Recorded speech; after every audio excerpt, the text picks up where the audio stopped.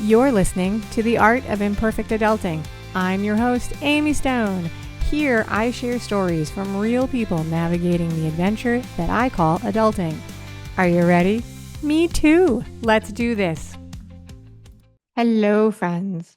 In this episode, I'm going to introduce you to Endre Hoffmann. If you're a longtime listener of the program, and I hope that you are, you might already know what I'm about to tell you, which is that I actually don't pick the topics that people bring to me. I give them a framework of what I like to talk about, and they submit. The guests submit what they want to talk about. Today, Endre calls himself the doctor of self-love, and he, as his business, offers to help individuals, in his own words, these are not mine, help individuals restore self-worth and move rapidly towards goals. What we talk about, Endre and I today in this episode, is that over 20 years, over a 20-year time span, he's pretty sure that he spent $100,000 on self-development programs that he says were a waste of money and time. And when I read that on his pitch, I really wanted to ask him about that. So we talk about how he made the decision to make those investments, like what he actually bought and what it cost him and why he did it. And then I ask him directly, what's the difference between what he does now and the programs that he described as a waste of money? So that's what the conversation is about today. This topic is a little bit different than a lot of the topics that I share on this show, although I try to keep it on choices and changes and how it impacts his life. So I think it's on brand. Last year in October 2024, in a different podcast, I did a whole thing, podcast panel where I brought in coaches who were working in the industry and who had hired other coaches. I called it Snark, Scams, and Coaches Coaching Coaches. So the reality that sometimes people do feel like self-help is not all roses and unicorns is not a totally new topic for me, and it's not something I run away from. But anyway, are you ready to hear how Endre spent six figures on self-development? Let's do it. Endre Hoffmann, welcome to The Art of Imperfect Adulting. Are you ready to have a good chat? Absolutely. Thanks for having me. You are very welcome. I'm happy you're here. I start almost every interview asking people where in the world they are. Where do you call home these days? Well, I'm in Hungary. We moved here from Australia. So I live near the Austrian-Hungarian border. Lovely. Lovely. I have not talked to anybody in either Austria or Hungary today. But that is one of the great things that is nice about being able to do remote interviews. So I love being able to talk to people all over the world. In a second, we're going to start the official topic. But before we do, I want to ask you a question about you as a person. Can you share with me and the audience something about you, a hobby, a pastime, a passion project you have, something that's not related to work or family? I love paragliding. So Paragliding. I usually take my glider wherever we go. And once I think someone has experienced flying, they cannot walk their eyes on the ground. They are always looking for where would be a good launch site. So I'm always looking at places where it would be fun to fly again. So paragliding, you need to go off a cliff, or paragliding has the engine? No, it's a paramotoring, the one that has an engine, and that obviously gives a lot better chance to fly anywhere, anytime. But paragliding is just nice and quiet. You need to be able to make use of physics and finding rising air. So the glider is not losing height. So it's challenging to read the environment, to see what's going on, colors and clouds and wind directions. And I think it's an experience that keeps one, let's say, really sharp. I can understand. I don't think there's tons of places in the United States where there's a lot of paragliding. I know that we were on vacation several years ago in San Diego in California, and there they have a spot that you can do it. So it was something I wanted to do as a tourist with a guide, with somebody else who knew how to do it. But the conditions were not favorable. The winds were going the wrong direction or I think that's the way I remember it. But it's on the list. I hope to someday do it because it does look spectacular. But not by myself, with somebody else who has experience. All right. The topic of the day is not paragliding, unfortunately, but it is about how you have a story where you spent $100,000 on personal development. And we're going to talk about how you did that and what it meant to you. Are you ready to talk about that? Sure. All Yes. right, let's do it. Sometimes people propose topics that there's a piece of it that just grabs me. And you actually submitted a lot about things that you've been through, but the $100,000 investment caught my eye.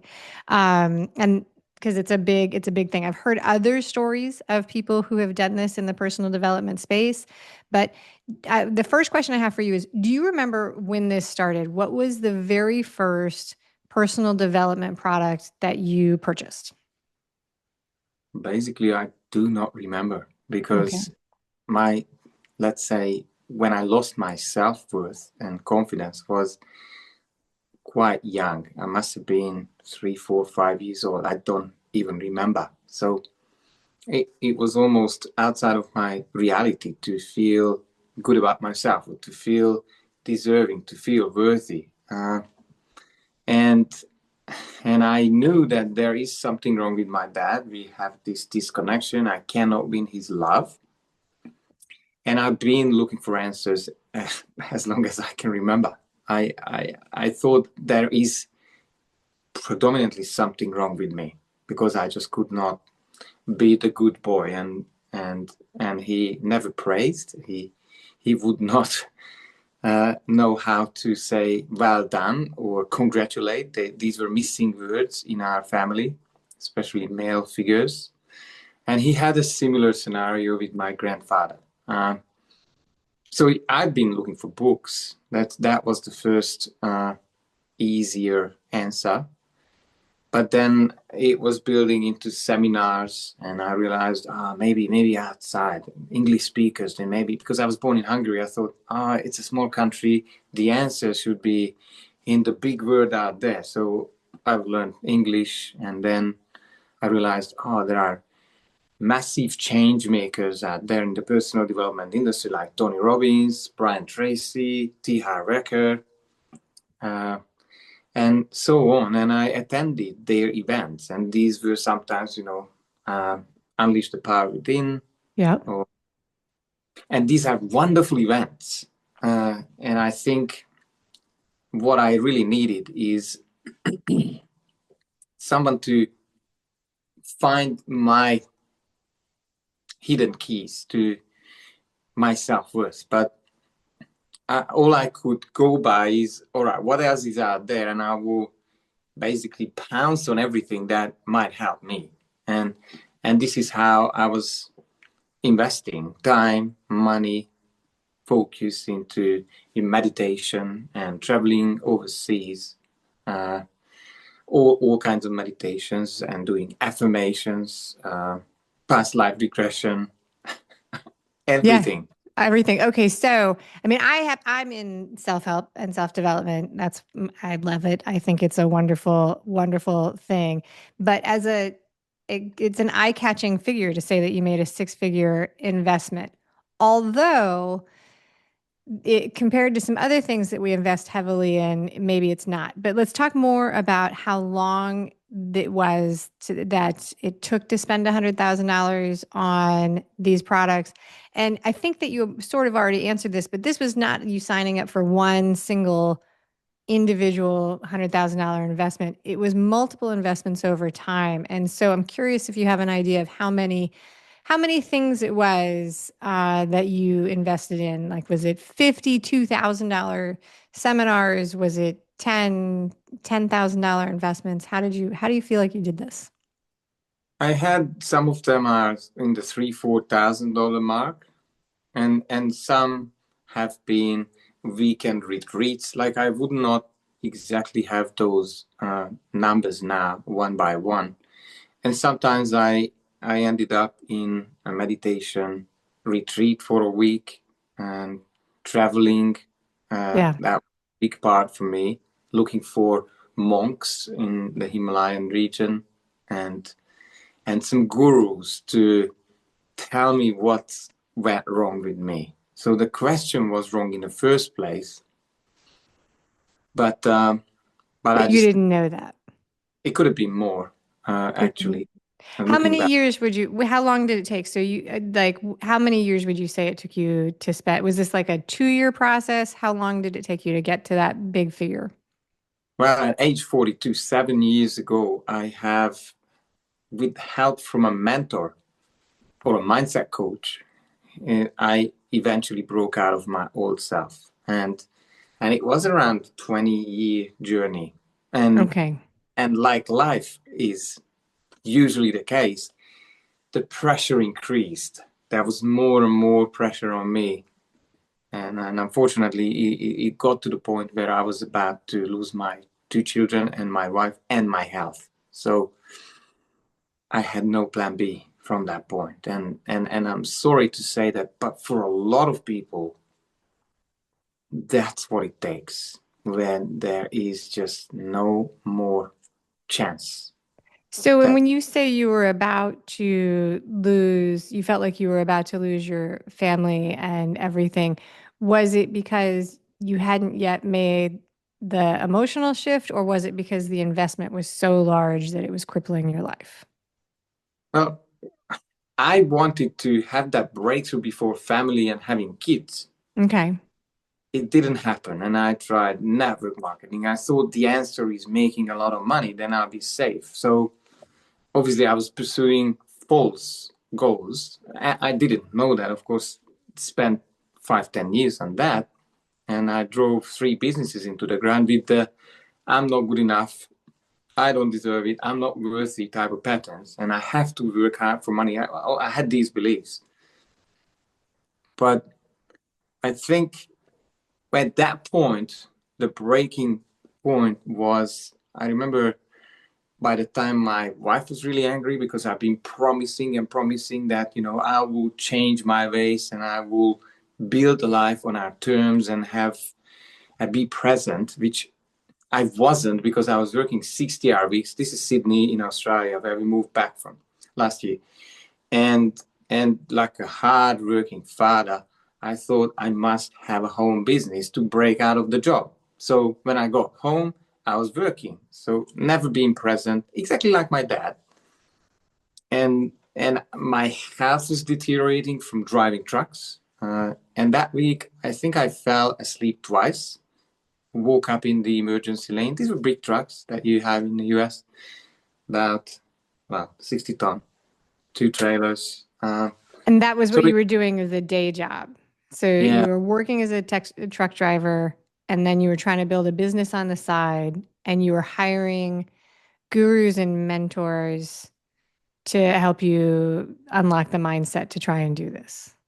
yes, hiring is may not be the right word because this was the catch for me. Like I was down $3,000 when I went to these events, and they might work for others, but then they offered on top of that, hey, for another 5,000, you could work with us, and I just could not justify because I didn't get my breakthrough another 5,000 on one-on-one type of help or coach. And and it got to that point when my wife asked me the next morning, because there was a bit of a slapping competition again, which was time with my small children. I meant to tell them bedtime stories. I kept falling asleep, so I led them to slap me in the face if dad falls asleep. So it was a game for them, but inside I was shattered. I thought, how have I failed? And I have repeated a full circle with what happened in my childhood when I had this angry father, angry at the world, angry at himself. And then the next morning, my wife asked me, is it time for us to divorce? So the culmination of these events has led to this. It was a very interesting case. I don't talk about this a lot, but my wife asked me, is it time for us to divorce? And I asked for time. Give Time me a out. few. Yeah. Yeah. So I said, I'll come up with a plan. She didn't want to hear about any plans. Just come back to us, work 8, 9 hours, and then be a father. Obviously, that was her solution because nothing else works. And I was doing volunteering as a firefighter. So absolutely crazy, doing the best I can. Um, And after 3 days, I came back to her and I said, look, I do believe inside there must be a solution for this. So with pain in my heart, I will say, if you divorce me or leave me and the kids leave me, I will keep going on this path and I will find transformation, and or I drop that. Because I said I cannot repeat my father's terrible experiences as a father and repeat again this traumatic generational pattern.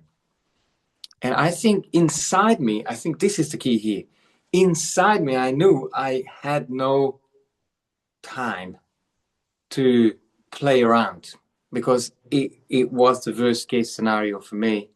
And I think my wife, women are amazing. She must have sensed that there something is coming, a breakthrough. And within a few months, I found a mentor, a mindset coach, who helped me. It wasn't a sudden big shift, but new realizations, NLP based, and a few emotional healing therapy has completely shifted just my story and the way I seen the past and my dad and all of those things. And the Doctor of Self-Worth brand came not far after that. I realized, oops, if this is possible and this man has created a result that I couldn't get for 34 years and spending over $100,000 and traveling 70 countries and being crazy about finding something that works, I said, well, probably there are a lot of people out there who are running the same circles. There are. I mean, well, there are definitely stories in the self-help world of people who feel like they've made big investments and they haven't gotten the results. I want to ask you, before you met the mindset coach that was the person who helped you, how would you say that you were making the decisions to attend these events and the things you were buying? What was it that you were looking for when you decided to make these investments? Look, I wanted happiness. I wanted to feel peace. And Yeah. I had this, when my father wasn't around, and obviously I moved the other side of the globe, so he was not around. He was 12 hours away in time zones. The furthest point was New Zealand and Australia. That's where I moved to. But when his criticism wasn't, he was highly critical, fault finder, then I wasn't doing it to myself. So you would see an ad. I'll use Tony Robbins. I'll use Tony Robbins because he's got probably the highest profile of anybody who's selling the program. So you'd see an ad for a Tony Robbins program, a seminar. I live in Florida, so he does the Unleashed program here. You get an ad, you fly from wherever you are to the workshop. Although I think he does them all over the world, so maybe he was closer to you. What were you hoping to get out of the program? You were hoping to get peace, but this is something you repeated over and over again. So walk me through making the decision. You had this deep drive to have somebody help you unlock this piece of your past. You receive an ad. The total amount you're spending is going up. You're not getting the result you want over and over again. How are you making the decision to keep investing in these programs over 20 years? Well, not into his programs only. Right, but I just mean generally as an example. Evermore. Yeah. Well, I had the hope because I didn't have to believe in myself. I thought I'm such a special case that for me nothing works. And of course that played out. And I had a faint little hope that and this is probably for some of our listeners is maybe this next video on YouTube will give me the answer that I've been looking for. Oh, this next book. Oh, firewalking. I have never done that. That's gonna give me the breakthrough. Or maybe this process. Maybe I should come back again because I haven't done it right. Remember the self-criticism patterns? Yeah. So I did my best to do these things, but the biggest realization that I had at one point, and this is after my breakthrough, with the beliefs, the limiting beliefs and the self-sabotage that I was carrying and how I was filtering the world. I have a demonstration too. Sometimes, you're walking around, you're not good enough. And then you go down to these events, and of course you will apply everything that will probably not work. The easy parts, the tiny fixes. But when it becomes there's too much discomfort and you get emotionally triggered, the mind is designed to go back to familiar. Go back and get a job. Do what's safe. Do what you've been conditioned to. And this is where I say, reading 300 books, for me, I was able to filter out, because I was taking action on the books. I was a massive action taker, but I focused on the wrong things. And I was carrying out a lot of little things, trying to fix myself, but not what mattered. Okay.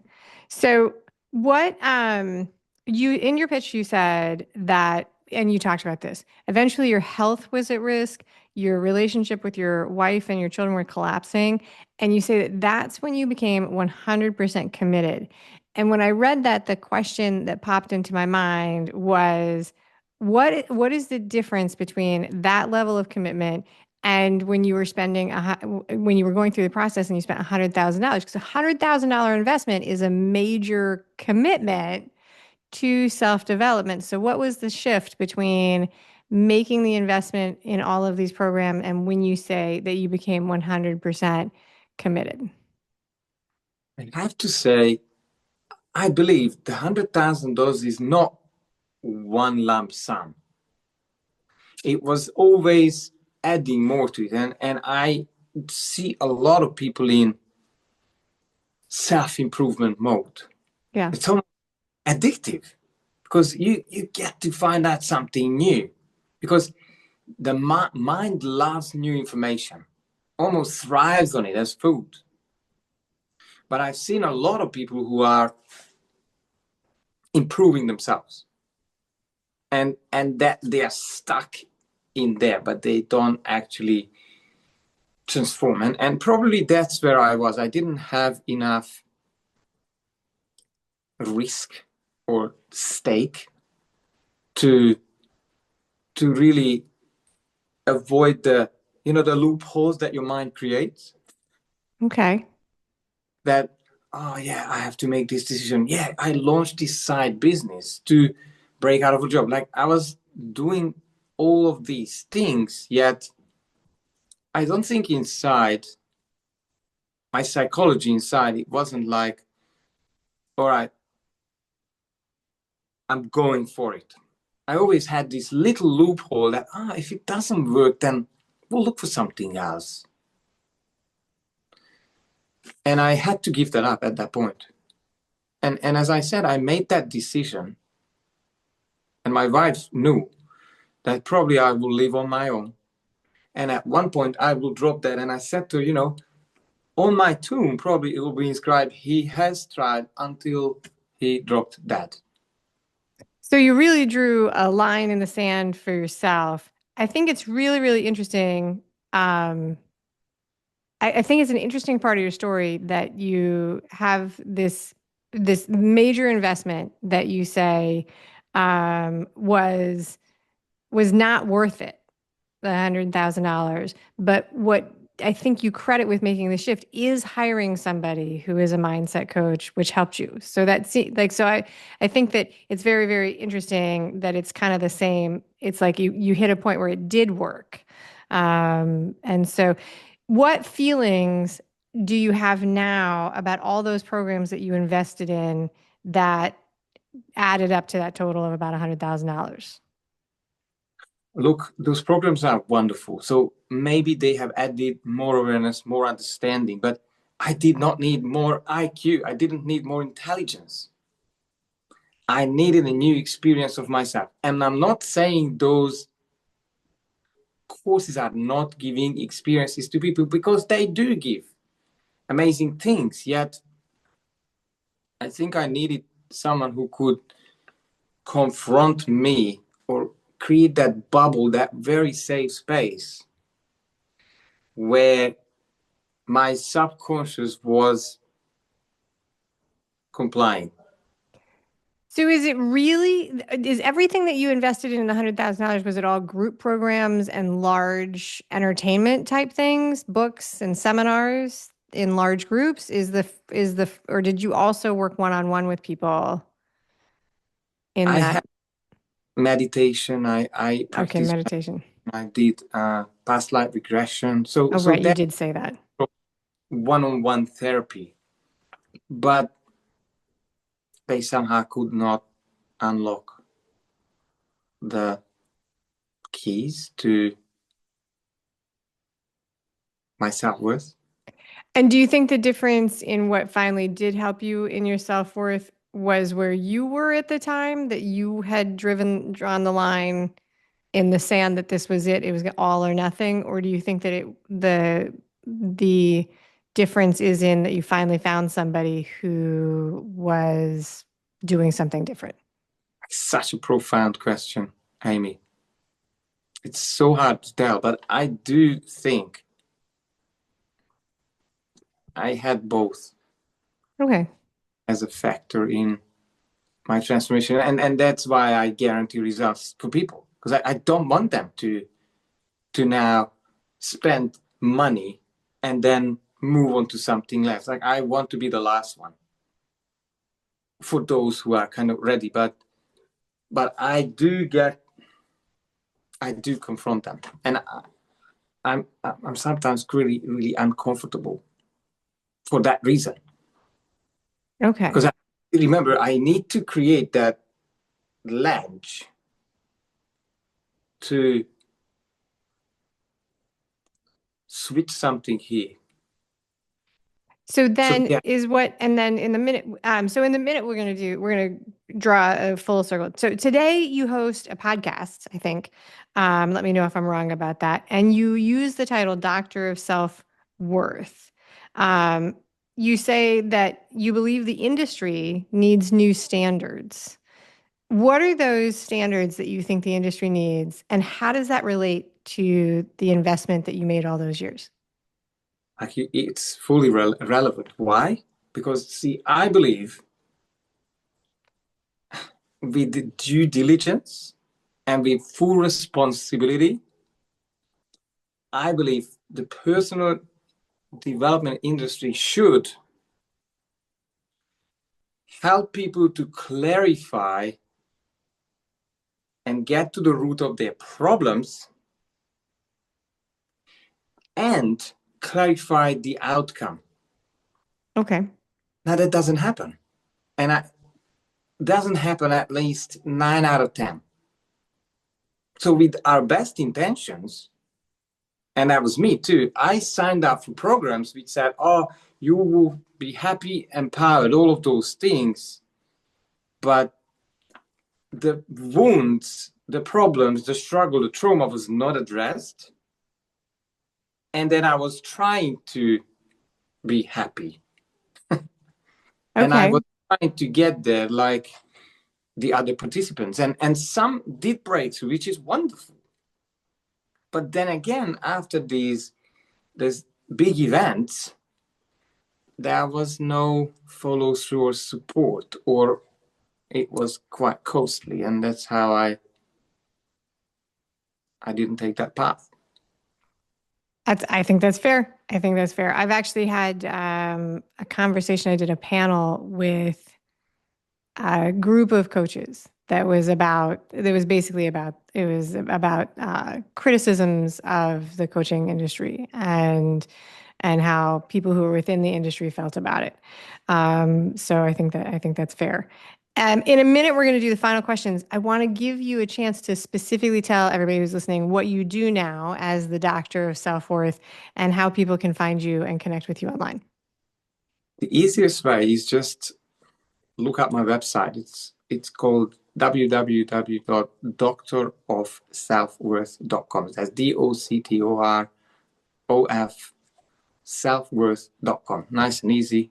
And there's a free tab you can download, self-help guides. And you can also book a chat with me.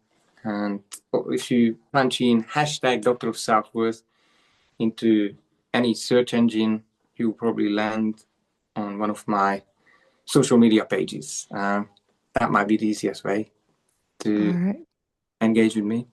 But very good. Go ahead. Yes. Yeah, what I do is what I love to do is to do Sherlock Holmes work, like catching up with someone the old way and figure out what's going on. Like I thrive in those conversations that might be the one conversation that could bring that awareness in that, hey, and I had a lot of those where people do not understand what they were dealing with, or they were incorrectly diagnosing their challenges, and because of that they were signing up programs that didn't bring results. So I want to find a root. That's what excites me the most. And then if there is a good match and I can help, then I offer a guarantee. I offer a money back guarantee and take people through 6 to 9 months, sometimes for a year, to their new self, which is clear and defined. Okay. So, and I think you said you like to be Sherlock Holmes, the detective. Is that what you said? You like to be the Sherlock Holmes? I've got to be, because the human mind is such a, trying to find a nice word, such a monster. Okay. of wanting people to survive. But I do believe in thriving, in happiness, joy, contribution, and this human mind doesn't care about it. It's stuck in survival mode. I'm talking about probably 8, 9 out of 10 on this planet. And I want people to experience freedom, to experience a business on their terms and life on their terms, to really be able to create.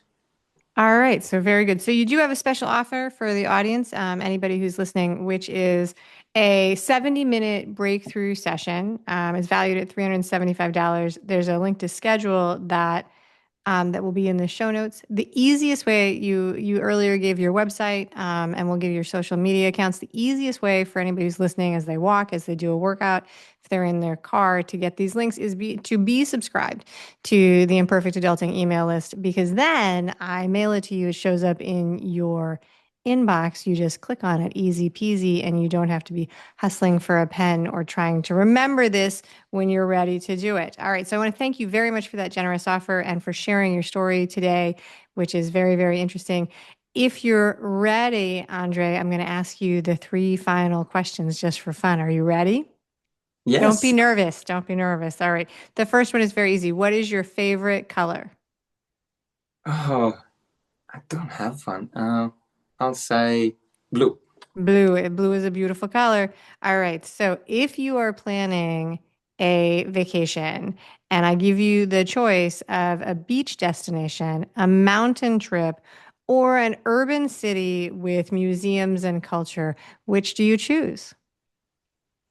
Well, I would choose both, plus the beach, and this is why I have a caravan, because then I can have all of them without organizing accommodation. So Very good. I think we call caravans RVs in the United States, recreational vehicles.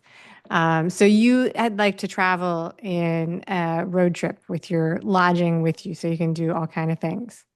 Yeah, I love adventures, because I have no idea what is going to happen, where we end up, or am I going to go on a trip or paragliding, or the kids find something interesting and then we just stay local. So I have one more question, but before I ask it, I am going to say, out of the hundreds of people that I've interviewed over the years, you are and I have interviewed people who have done some crazy, crazy things. I think you are the very, very first paraglider that I've ever talked to, which I think is really interesting. So, all right. So do you listen to other podcasts? And if I asked you to recommend another podcast that you love, what would you suggest? I do listen sparsely because I'm quite. There is one by Terry Levine. I don't remember what it was called, but her name is Entrepreneur. That's her brand, and she is sharing amazing insights about running a heart-based business and create a business that you could love. All right. I will try and find that and include that when I put this together. And That's it. Endre Hoffmann, thank you for being a wonderful guest today on the show. you've been amazing as a host. I really felt, excited Thank you. and fun. Thank you for listening today. I hope that you enjoy the show. And before I go, I want to encourage you to become a bigger part of the conversation. Obviously, subscribe wherever you're listening to the show. Listen to more episodes. That'd be great. Obvi again, please write a review and tell your friends about the show. That truly is a great help for getting the show in front of new people. Okay, but more fun for you yourself, head over to imperfectadulting.com and join the email community. You'll get some free stuff right away, and that way you'll begin to get the emails about the podcast. This includes the links for the special offers from the guests, and it's the only way to get that. Also, if you aren't in the mood to listen, I actually include an article directly in those emails. Whee! Now, if you love this and you crave more time with me, Amy, as a coach, a mentor, or just adultier adult, numero uno, check out The Village. If you have a story you want to share with the listeners, I'd love to hear from you. I have an open application. Just let me know you want it. And that's a wrap for today. Until next time, remember, the journey is the destination. Ralph Waldo Emerson said that, not me. Well, until just now, I did just say it. But what I want you to hear today is that if your adulting journey isn't going the way you expected, that may not mean that you're lost. It may just mean that you're on your way. This is Amy Stone, signing off. The Imperfect Adulting Podcast is created and produced by Amy Stone and Amy Says So. Anything expressed on this show is offered as entertainment, and the views of the guests may not always represent the ideas and viewpoints of the host. That's me. Amy does not intend or hold herself out to provide professional advice or recommendations of any kind. In the end, you and you alone need to make those kinds of decisions based on your personal and individual situation, needs, circumstances, and comfort level.